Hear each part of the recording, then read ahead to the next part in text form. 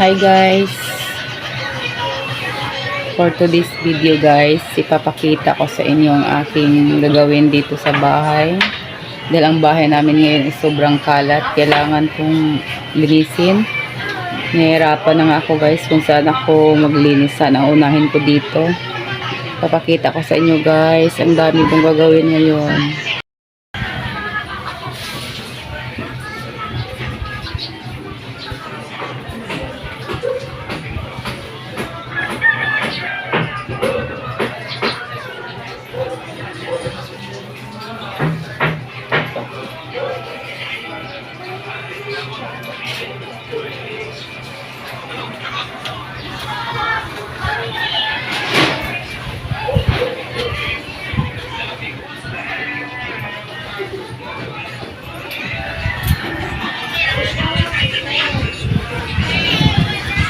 Ayan guys, sobrang alikabok na dito sa aming computer shop. Hindi ko na nalinis. Hindi pa ito guys, hindi pa ito pwede gamitin dito kasi kailangan pa itong ayusin. Nasira kasi itong mga mga monitor. Ang pwedeng paglaruan lang ng mga bata na gusto mag-computer, dito lang ang pwede.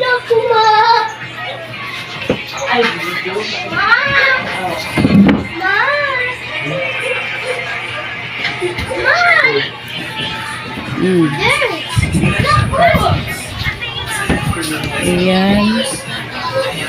Ang kalat-kalat mga ka-idol.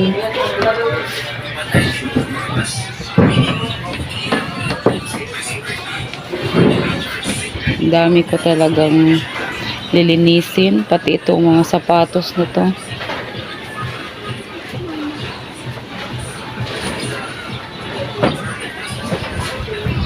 Ito ang kaganapan dito guys. Bising-bising aking mga anak sa pagsiselfone. Ayan.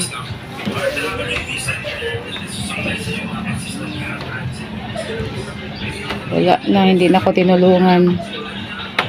Dito sa taas ang sobrang kalat yan labahin ko yan. Ang daming gagawin talaga.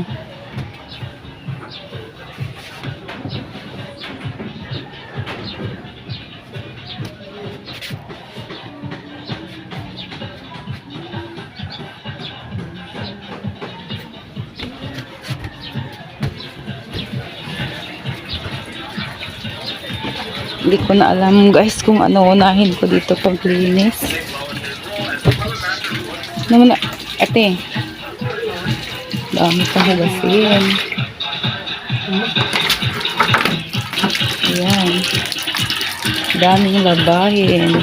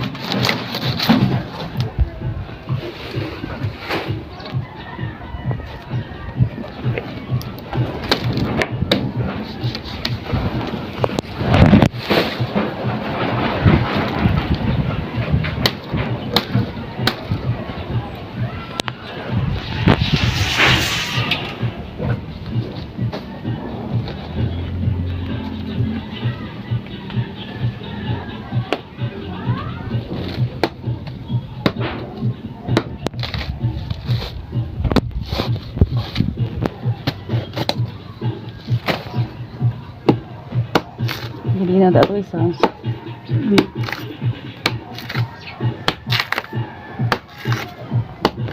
Abdan guru ko aning.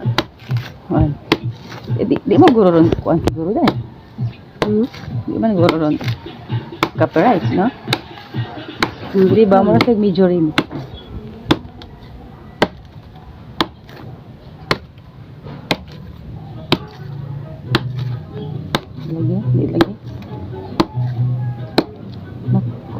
Ang sinayhait mo sundan si Christina dire.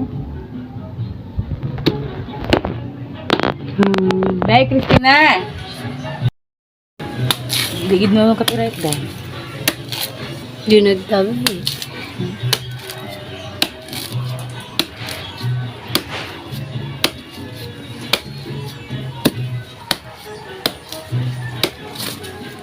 Ayan guys, kinotol ko na itong puno ng niyog dito kasi nahirapan ako ditong dumaan. Pag magluluto ako at magdala ako ng aking mga niluluto doon sa lamesa, ako nahihirapan guys. Kaya kailangan putulin na talaga ito guys. Sayang man pero kailangan na talaga. Baka ako ay dito madapa habang may dinadala na mainit, kaya yun. Matagal kasing nakapag-desisyon si Mister na ipaputol itong niyog na ito. Kasi ilang taon na to dito guys. Pero dahil ako'y nahihirapan, ay talagang hindi ko talaga titigilan siya na ako'y magpaalam ito ay putulin guys. Ayun, pumayag naman siya, kaya putulin ko na talaga ito. Gusto ko nga siya ang magputol pero ayaw niya. Ayaw daw niya kasi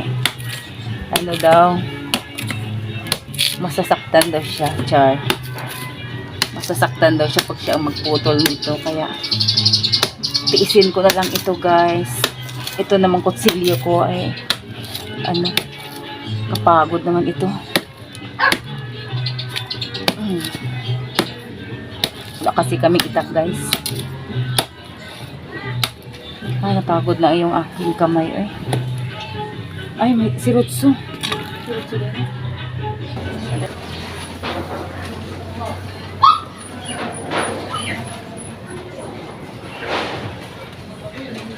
Ayan guys, tatapusin ko na itong aking ginagawa.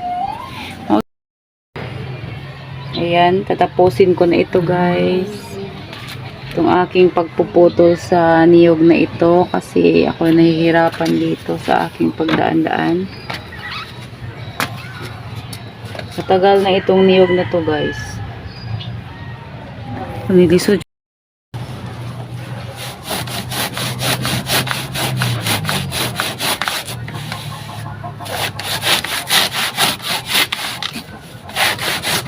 Sayang talaga itong puputulin guys, pero kailangan talaga kasi mahirapan ako ditong dumaan habang ako may dinadala, kaya puputulin na talaga guys. Mga ilang years na ito dito.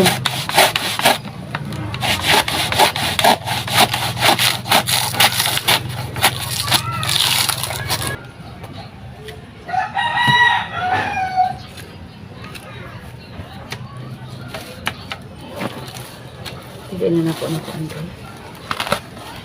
Habog na siya rin. Kusa na siyang pamanog ay.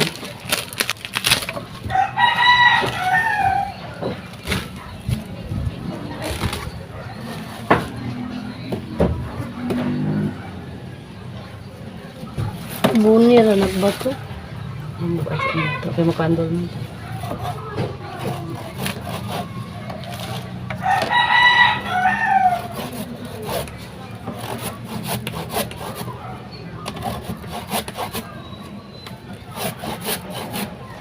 Gawin naman siya.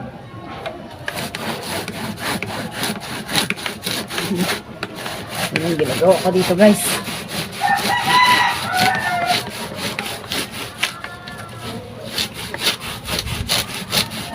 Sa wakas, hindi na ako mahirapan ditong dumaan. Kasi guys, hindi kasi dito ang aming lutuan. Yung lutuan namin, hindi dito doon. Hindi dito ang aming lutuan dati guys. Dito kasi kami magluluto ngayon. Ayan. Dati doon ang aming lutuan doon. Mas nauna talaga itong niyog na sa pagtatanim. Siya ang unang nakapwesto dito. Pero dahil sa nahirapan ako, ay kailangan ko na talaga itong putulin. Sa wakas, naputol ko na rin. Matagal itong palagi ko talagang sinasabi ni Mr. na dapat ay putulin kasi ako ay nahihirapan sa pagdaan. Tapos, ayaw pumayag. Buti na lang ay pumayag siya ngayon. Pero ayaw niya na siya ang magputol dahil nasasaktan daw siya. Kaya ako na lang ang magputol nito, guys.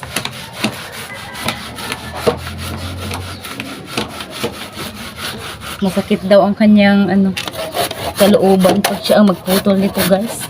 Sige mo. Ano eh? Saan ba yung kutsilyo? Kita yung kutsilyo na. Kaya doon ang kutsilyo na. Kinahalag ba mo ito nga? Tangupan. Masangit at matiil. Wala kasi kaming itak.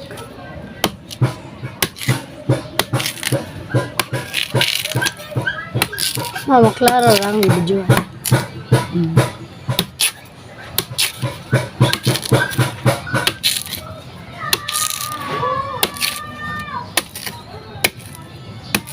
Nasasaktan daw ang kanyang guys, damdamin. Kasi siya nagtanim, ayaw niyang putulin.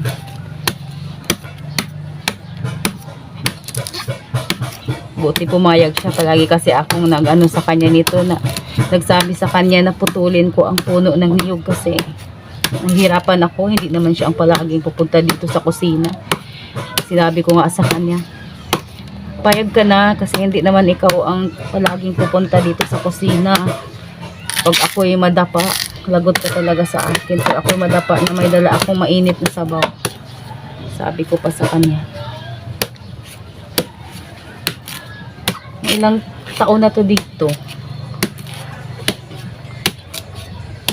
Pero kailangan talaga. Sayang man, pero kailangan. Parang na dito. Maluwag-luwag na sa pagdaan ko, guys. Dahil wala na itong nakabara sa aking daan. Hirap naman ito, guys. Wala kasing itak. Kutsilyo lang kasi ang gamit ko, guys. Wala kasi kami itak. Ayan.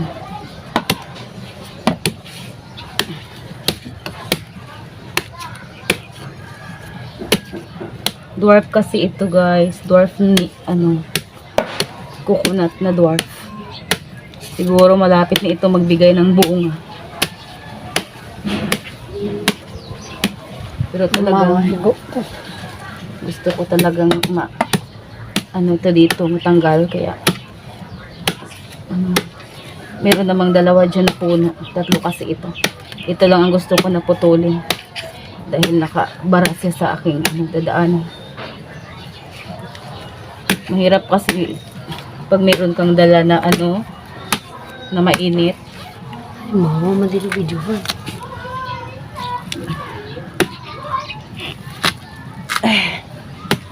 Tigas ah.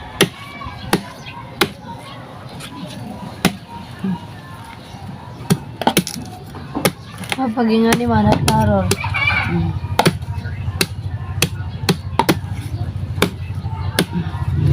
Ay, ay.